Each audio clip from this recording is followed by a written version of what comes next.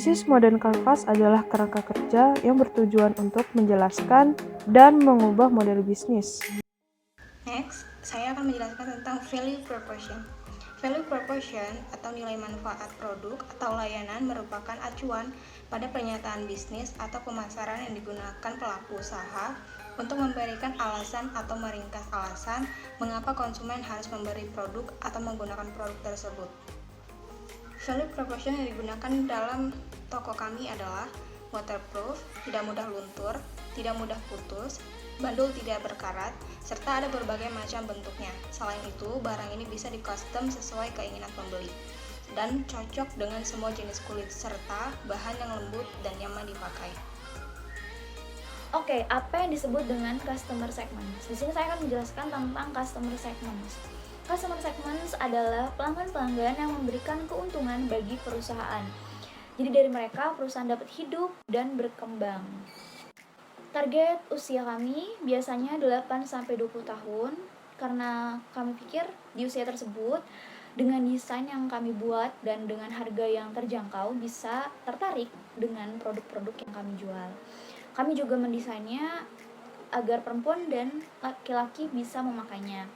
Kami jual di daerah Bandar Lampung, tapi jika ada seseorang di luar kota yang ingin membeli produk kami dapat mengurusnya dan mengirimkannya melalui kurir atau bisa dengan aplikasi belanja.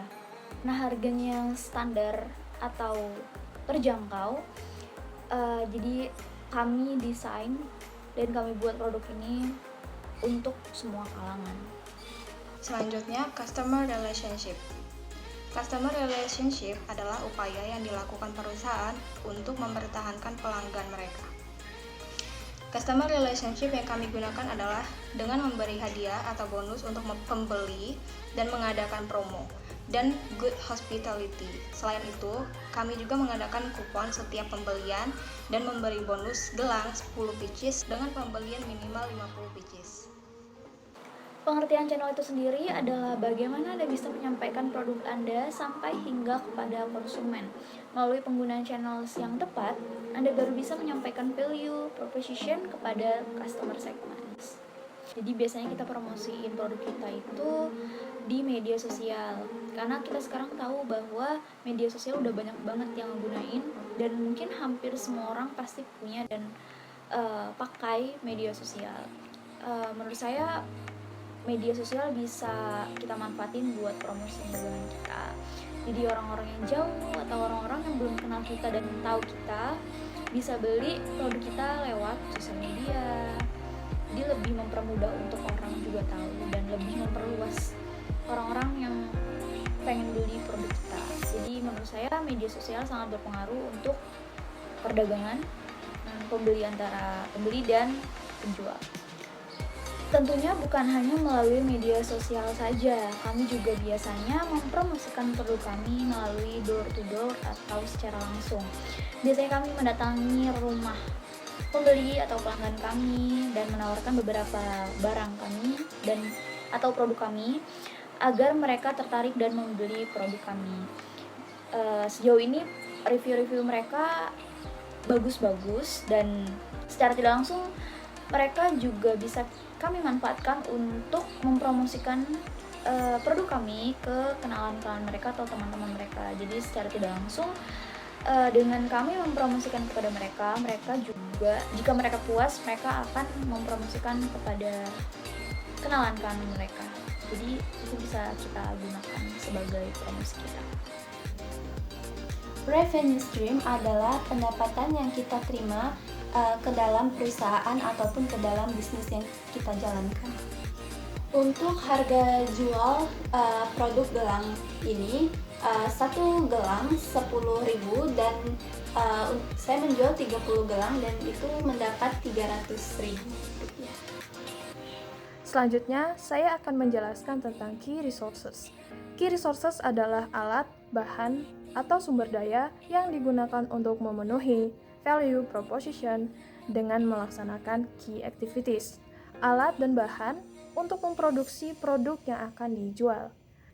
Alat-alat dan bahan-bahan yang dibutuhkan untuk memenuhi key resources adalah tali, charm atau bandul, ring, lilin, dan juga gunting. Key activities adalah aktivitas paling utama dalam sebuah usaha. Biasanya key activities menghasilkan sebuah produk atau jasa. Jadi di sini saya ingin menjelaskan cara pembuatan gelang. Dan di sini saya ada tali yang sudah dipotong 50 cm. Sekarang membentuk pola gelang seperti ini. Setelah itu di ujung sini membentuk sebuah lingkaran, itu sebanyak 2 lingkaran. Dan sisa tali ini ditarik dari belakang ke depan seperti ini. Dan lakukan berulang di bagian ini.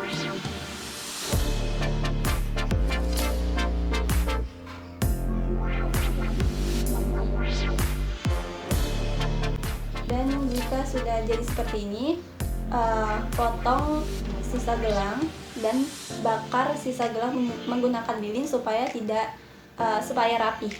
Setelah itu produk gelang dipasang sebuah bandul dan akan menjadi seperti ini. Produk gelang yang sudah jadi seperti ini. Selanjutnya, saya akan menjelaskan tentang key partners. Key partners adalah pihak-pihak yang bekerja sama dengan perusahaan untuk mencapai tujuan perusahaan. Pihak-pihak bekerja sama dengan bentuk modal ataupun pemasok bahan-bahan yang dibutuhkan. Di sini, Unique Bracelets bekerja sama dengan Eversky, yaitu toko yang memproduksi bandul atau charm yang digunakan sebagai bahan untuk membuat produk yang akan dijual. Cost structure adalah biaya yang dikeluarkan dalam berbisnis. Biasanya dalam memasarkan produk itu membutuhkan sebuah biaya. Seluruh modal awal dikeluarkan untuk pembuatan sebuah gelang. Harga tali 1 meter Rp800. Saya membeli 10 meter dan seharga Rp8.000. Dan bandul gelang 30 biji Rp45.000, 1 lilin Rp1.000, dan plastik seperti ini 100 lembar ini seharga Rp3.000, dan total harga pengeluaran Rp57.000, dan itu mendapat 30 gelang.